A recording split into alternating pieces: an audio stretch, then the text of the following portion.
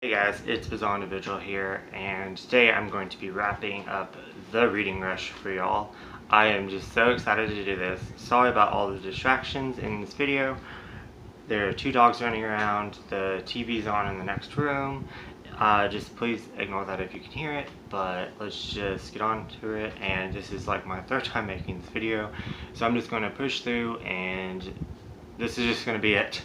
But anyways, so the reading rush, I am so excited that my friends talked me into it. I had so much fun with Elias, Manga Reads, Shay Geeks Out, Lindsay Tutt, and Danny D. I kind of kept up with them throughout it. We talked about what we were reading. We were kind of challenging ourselves and seeing like what categories we got. I can't wait to catch up on all the videos. I try to keep up with everyone's videos as much as I could, but yeah, so anyways, with that said, I did so well. I'm so proud of myself. I did not think I was going to do this well. I got all the badges except for one, which I couldn't do. It's a read-in, which I think it's like you meet other people that are doing it in your area, but there was none around me, so I finished two challenges I didn't think I was going to finish the last day. I didn't think I was going to have time to do the movie adaptation to the book, but I finished that like in the last hour, and I didn't think I was going to do the challenge to do a Twitter sprint, and I did the last day, and it was you might call it cheating, but I still did a sprint and it still counts. It didn't say how long it had to be. It's literally the last sprint of it. I was like, I'm just not going to get that badge, but I went on and they're like, last sprint, and it's only going to be for 5 minutes, and I was like, yes, let's do it, let's get this badge. I was actually quite excited. I'm really happy that they did that one. I meant to do Pages and Panels one, but I missed that. We were actually looking at dogs at the time, and looking at dogs is more important than reading. But anyways, but yeah, so I guess let's just start. So I got all the badges, I finished all the challenges, I did most of, I think I did like up to day 5 of all the Instagram challenges. I did all the YouTube like book challenges except for the last 2 days. I am still going to do the Instagram challenges just for fun. I think I'm missing 2 because I took 1, I just haven't posted it yet. The video challenges, I am missing 2, which I'm going to do now at the end of this video. So yeah, and then I finished 7 manga volumes, and I finished a novel, which is honestly a challenge in itself. I haven't completed a novel in like 3 years. And I'm just so excited and proud of myself that I finished a novel. Not only did I finish a novel, but I finished it in a week, in 7 days. So it's definitely, this whole entire week's been very challenging. I know that this is supposed to be for fun, but I swear to you, even strangers did not want me to read. I swear. So like for example, funny story, I was literally at work trying to read, and the maintenance guy literally comes up to me and goes, "Is that the Bible?" And I'm like, "No." And then he starts asking me questions. He preaches to me, which is fine. Like, I love getting in discussion about religion. Absolutely love it. Let's talk about any religion. I love learning. But I was literally sitting there minding my own business, trying to read for the reading rush, and he literally talked to me for 45 minutes about Soldiers of God, just like all this stuff. It was crazy, and I was trying not to be rude like any other time, but I had my book open. It was obvious that I was trying to read. But anyways, and that's just an example of my week. So I don't know how people watching all these like video challenges and stuff do it. I don't know how Shay Geeks Out makes enough time. She's like Wonder Woman, but how she gets everything done with, work and trying to sleep and doing the Instagram challenge and YouTube challenge and posting on Twitter, and it's just insane. But anyways, with that said, I read 7 mangas, and some of them like meet more than one challenge, but I do have a separate one for each one. And then, of course, I read the novel. So this goes for purple on the cover. And it's also, I didn't look up if it's the first work or not. And it's also a book that I meant to read last year. Just other challenges went in the way. It's volumes 3. And I really enjoyed this. It was super cute, super fun, lovable characters. It's about people, artists that are like unknown. One's a artist and then the other one's a writer, and they create their manga together, and they go to a convention to try to promote it and sell it and get recognized, and they go like each year, and then it's about them making friends with the other people that sell stuff, and it's just a really fun time. But yeah, so I really enjoyed it. I can't wait to reread this at some point. It's definitely a lot of, I love romance, don't get me wrong. It's definitely a lot of corny romance. It would definitely, it take me a little bit longer to reread this, but it's definitely a good read. I really enjoyed it. Next up, this is 3 volumes. If you have the newer, it's actually going out of print because they're not making it anymore because they're replacing it with the collector's edition, which I'm all for. That one, buying every single edition in, I'm so weird. But anyways, this is the older Tokyopop edition, and it's actually the last omnibus in Dark Horse, if y'all are wondering. And it's volumes 4, 5, and 6, but it's the second part. So anyways, I just thought it was kind of weird. Anyways, I meant to read this last year. I want to reread it from my childhood so I can start Clear Card, and it goes for the challenge, main non-human character.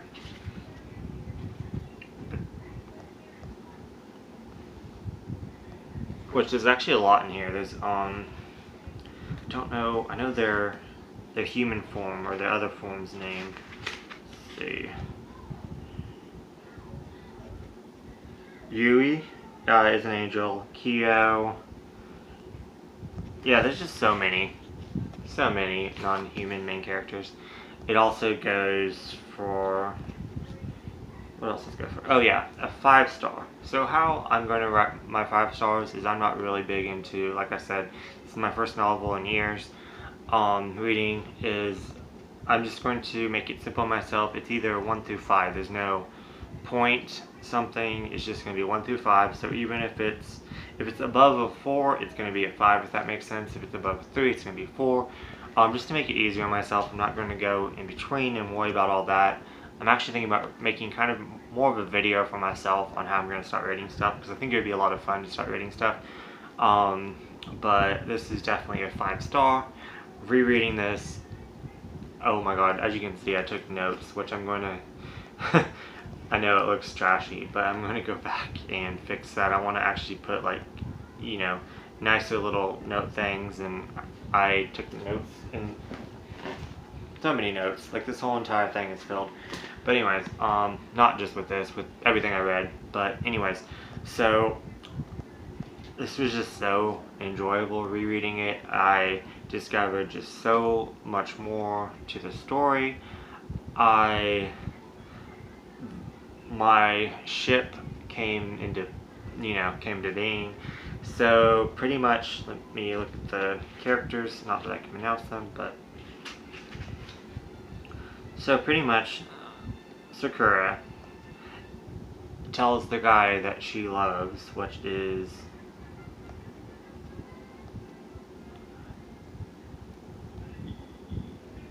Yuki.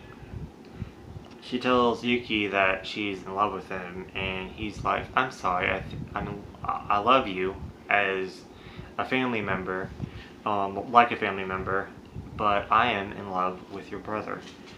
And then he's like, you're actually not really in love with me. The feelings that you have, you're confused, you're actually in love with someone else, which is, I just know the American dub, Lee, which is Sharon.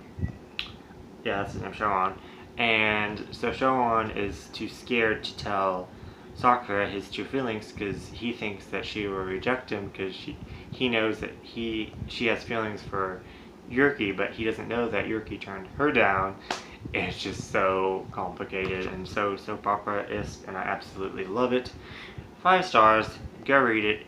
Go read it. It's just, there's just so much. Pretty much I think why this series, well, there's many reasons, but I'm not getting into some of them because some of them are kind of personal and I don't want to discuss in this video, but there's many reasons why this just means so much to me. This is pretty much about just loving humans in general. It doesn't matter, I know age should matter, but it doesn't matter like age, it doesn't matter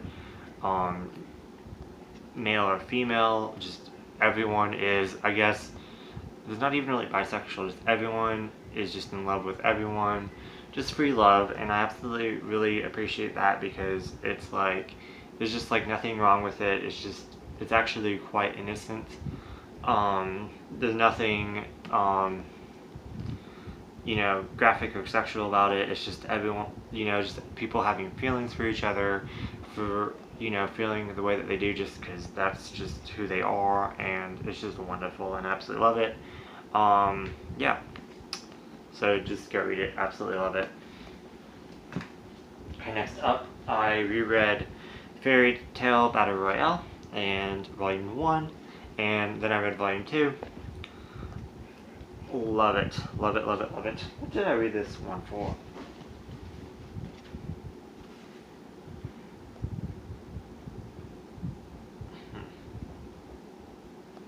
Oh, author's first work. So I read this for an author's first work, and when I read this the first time, I got kind of a little bit confused, and the second time reading it, really enjoyed it. It's definitely not a 5-star, but I really enjoyed it. It's about this chick named Con. It's the first one. Kanin Bar, and pretty much she's bullied. She's an outcast. She doesn't fit in.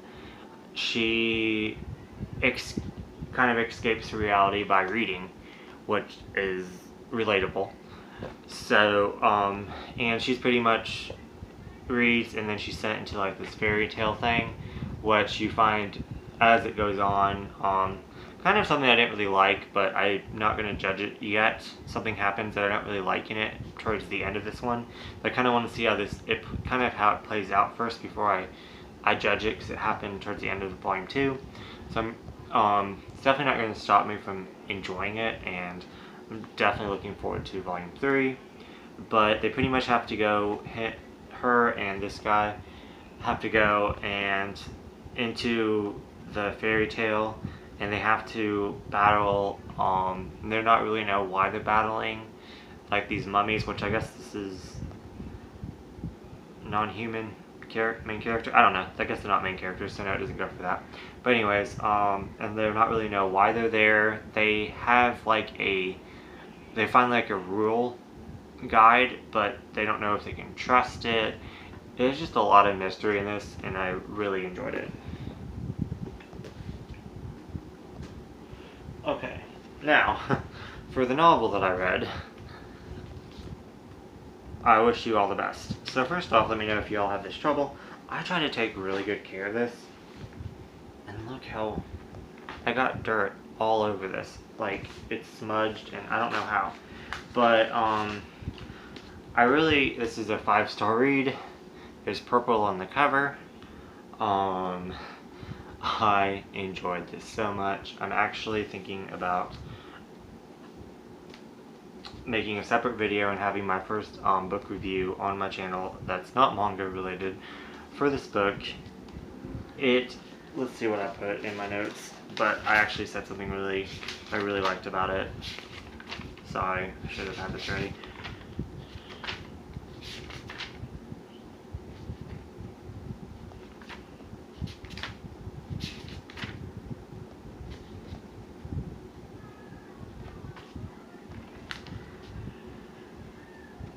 anyway, so I think I just said like on the line. I said the book was really informative. It answered so many questions, and then it answered so many questions and feelings. Yet at the same time, it opened up so many more. But yeah, so and then this one, I'm kind of like stumbling for words because there's just so much that I want to say about this, but I think I'll save it for my review. This is definitely a really slow burn. I wouldn't even say romance. It's about these two characters, Ben and Nathan, and in a way, I really wish that I think this cover is absolutely beautiful. Don't get me wrong, but I wish that it didn't have this cover. I wish that I went into it absolutely not knowing what any character looks like. I think that would be more because I'm in a relationship with someone mixed, so I think that that's what that means. And Ben is non-binary, and it just made me like think and question, and I just kept like something would pop up in it and I'll be like, how would I feel about it? How is this character feeling about it? How would it impact my life if I knew this prior growing up? It was just so good. I absolutely loved this title. Let's see. I really don't want to go on with that. I really want to keep talking about it. I just went through the whole entire book. I made page numbers and wrote down like what it said, what it talked about, parts I liked, then how I apply it, my thoughts on it, just stuff like that. How I would feel in that situation. It was just amazing. Let me go back to my notes. But yeah, so this was Purple on the cover, 5-star read, and for author's first work. So yeah, so that is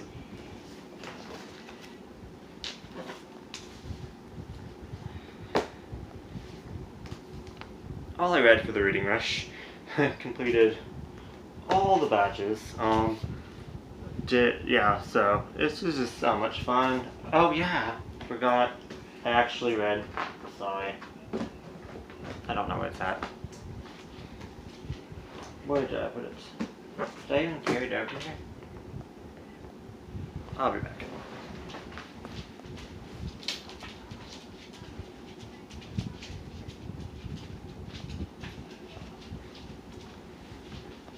Sorry about that.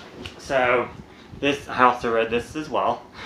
Voice of a Distant Star. This was a reread. I actually did this challenge for another challenge where you had to pick a adaptation of, can't pronounce it, of a book to a movie, but this actually came first, I found out, so I guess it really doesn't count, but we're going to count it anyways. I actually found that out by reading the back of this. The author actually apologizes for saying like, I apologize if you really enjoy the film, I did my best, which I appreciated that. But anyways, yeah, I think I'm going to do the challenges in another video, because this is already about 20 minutes, but, so, I am a huge fan of Voices of a Distant Star. Nostalgia goes with it, so when I read this, it just added a whole bunch of stuff to it. The first time around, I enjoyed it, but I kind of like not knowing anything extra about it. Rereading it now, I really actually enjoyed all the extra stuff, and I really enjoyed learning a lot more, and I really liked this book a whole lot better. I do recommend this. It is about a 4-star, but yeah. So anyways, I guess I'll do one of the challenges, and then I'll do the one, I missed 2 of them. One was pick books off your shelf that has to be the same color, but you spell out your name. And the other one is a book that impacts your life and recommend it to someone. But I'm going to quickly go over the ones that I didn't go. This was on my TBR, but I took it off my TBR and I replaced it with I Wish You All the Best, since it's 6 letters. And then I really wanted to get these in just to use it as an excuse to watch them, but I didn't get around to it, but that's okay because I completed all the challenges. But anyways, let's see. So my recommendation for day 7 is The Life Changing of Tidying Up by Marie Kondo. And yes, there is a Netflix series,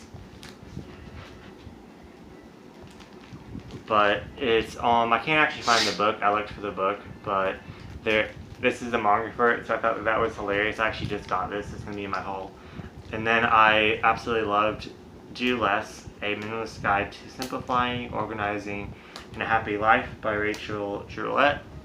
I really appreciated both of these books. I don't think I disagreed with them, but I interpreted this one. I see you. I interpreted this kind of wrong, and after watching the Netflix show, I realized that that's not what she's talking about, and people take this the wrong way. So I guess it would be the life-changing book of tidying up is pretty much a whole way of decluttering your life and getting rid of not having junk and having clear space, and it just helps you along the way.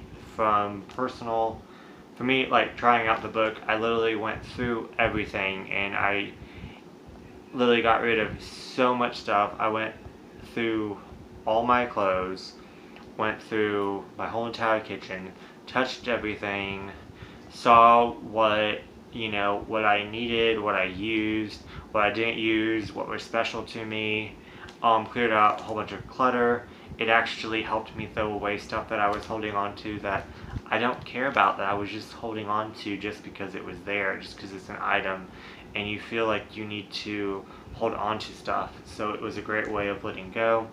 The only thing that I would recommend is in this book is that you can, if you're not sure about something, hold on to it for set a time, 2 months, even 1 month, even 6 months, put it in a box. There is a couple things that I wish that I didn't at that time. Like, you have to think of, I know it says don't worry about the future, you can always forget it, but at the same time, like, so I got rid of my nail polish remover, and it wasn't out of date or anything. I was like, okay, well, I'm a dude, I don't paint my nails. So 4 months down the road, I got junk and I painted my nails, and then I had to go buy some more. So I used that in the next 6 months, so I should have kept it. So I wasted $3, which is fine, but I'm just saying, like, I had to go out of my way before work to get it. It was a mess, but that's just an example. But I definitely did clear out so much. I had a whole entire huge cabinet from ceiling to floor, plus underneath the sink, of just bath stuff.